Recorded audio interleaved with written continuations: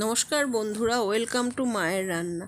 আজ আমি করেছি আলু সয়াবিনের তরকারি। আলু সয়াবিনের তরকারি রেসিপিটা আমি আজ আপনাদের সাথে শেয়ার করব। আলু সয়াবিন তরকারি করার জন্য আমি সয়াবিনগুলোকে একটু জল দিয়ে প্রেসার করে সেদ্ধ করে নিয়েছিলাম। এখন আমি জলটা ফেলে সয়াবিনগুলোকে ছেঁকে নেব।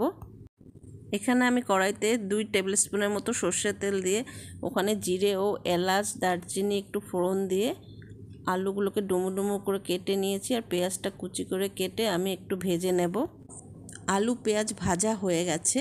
আলু পেঁয়াজ নামিয়ে আমি আবার 1 টেবিল চামচ তেল দিয়ে ওখানে পেঁয়াজ, আদা, রসুন, টমেটো, কাঁচা লঙ্কা, জিরে গুঁড়ো, ধনে গুঁড়ো দিয়ে আমি মশলাটা পেস্ট করে নিয়েছি।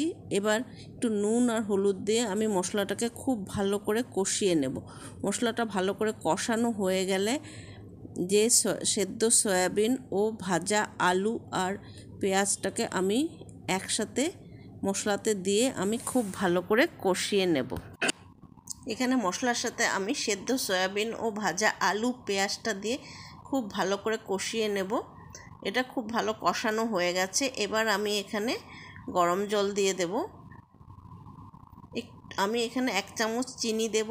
একটু নুন লাগবে, আগেও নুন দিয়েছিলাম, আর একটু নুন লাগবে। আর একটু 2 চামচের মতো আমি এখানে ঘি দেব। সয়াবিনের তরকারিতে ঘি আর গরম মশলাটা দিলে খুব ভালো হয় খেতে।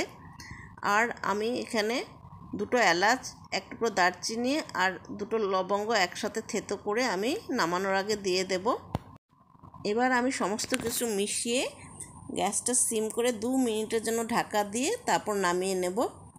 আমার এই রেসিপিটা আপনাদের যদি ভালো লেগে থাকে তাহলে আমাকে কমেন্ট করে জানাবেন। আর আমার চ্যানেলকে প্লিজ লাইক, শেয়ার ও ফলো করবেন। ধন্যবাদ।